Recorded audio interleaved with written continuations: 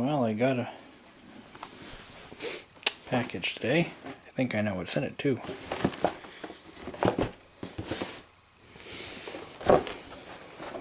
Let's see. Let's see what the mailman brought me today.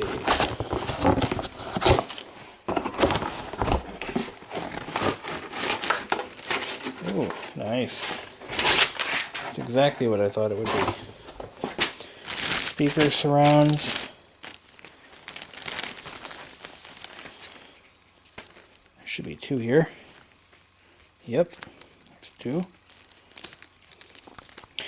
And some glue, some brushes, CD on woofer repair.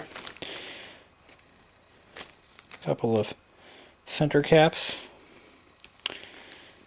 Nice. So what we've got to do is start preparing the woofers from my Boston Acoustics A70s for recovery. Shouldn't be too bad. Okay. Alright. These are the correct ones for the Boston Acoustics because, as you know, they have a like a tapered mount and they roll out this way. See? A little difference there. Nice. Okay. So, what I've got to do, I've already started working on this one here. I've got to clean the cone up a little bit. Is this the one I worked on? Yeah. I've already taken the center cap off. I've got to clean up the edges here with the razor blade. Make it nice and gunky free. Do the same with the outer edge of the basket. And then make sure the new surrounds fit. So I'm going to start working on that and we'll see what happens. Alright, so I've got the foam clean, or the glue cleaned up off the rim of the basket. I've cleaned the loose foam off the cone. One side note, the first thing you should do is not remove the center cap. And the reason is, the last thing you want is for little bits and pieces of dust and particles to land into the voice coil. Luckily, I think I've prevented that from happening, but it's always good to take preventative measures to not allow that to happen by removing the cap last. Okay, here we go. Alright, I've got the voice coil centered with the included shims. So now that it can't move anywhere, so I'm going to place my foam diaphragm in place. Let me see how it fits. Oh, it fits quite nicely. Don't have to trim the edges as it sits right in the basket without any problems. Alright. I'm going to bring the cone up to the gasket so that I don't have to press down or anything. Now, just FYI, I don't really know what I'm doing. I've never done this before. This is the first one I've ever done, ever. I haven't read the directions, I'm just using common sense. So, common sense tells me I need to spread glue all over the basket, all the way around, and all over the cone. So I'm going to go ahead and do that. Alright, well, I got the first one on. The surround is installed, glued in place, and centered. There should be no rubbing here, and there isn't. I hope I did it right. Well, anyway, it's done. You can only imagine what it'll sound like. Now all I gotta do is glue the cap back in place. Before I do that, I made sure that there's no loose paper or leads or any crumbs or anything in here, and I glued it all down. This is a 2 3/4 cap, I believe, fabric. So I'm going to glue that in. It'll be rocking in no time. Alright, it's pretty obvious I've finished both speakers. And they came out pretty good. I'll take a look at what they look like.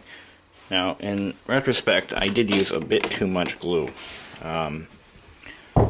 While it's not, harmful or anything, it doesn't look pretty, but you can see there's obviously glue all around the cone. What I did wrong was I didn't properly, what I should have done was I should have put the dry fit the surround first, brought the cone up to the surround where it would sit, then use a marker to make a ring around it so that I can tell where the surround will meet, and then glue on the outside of that marker edge. Same with the cone, the dust cap. If I had done that, it would be much more visually appealing. But it still sounds damn good, and I'll show you the other one too. Of course, I made the same mistake twice, so this one looks exactly the same. So while not pretty, it is functional.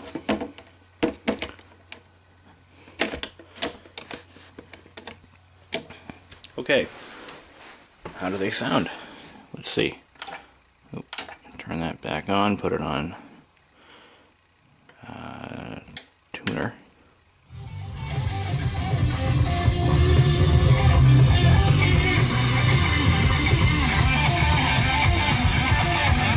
Can't really crank them, I do have neighbors, so.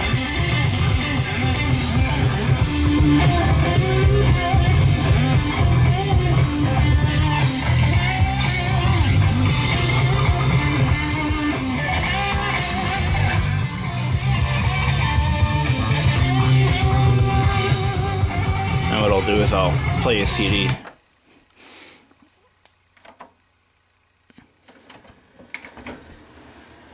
See, what will we play today? Number 1.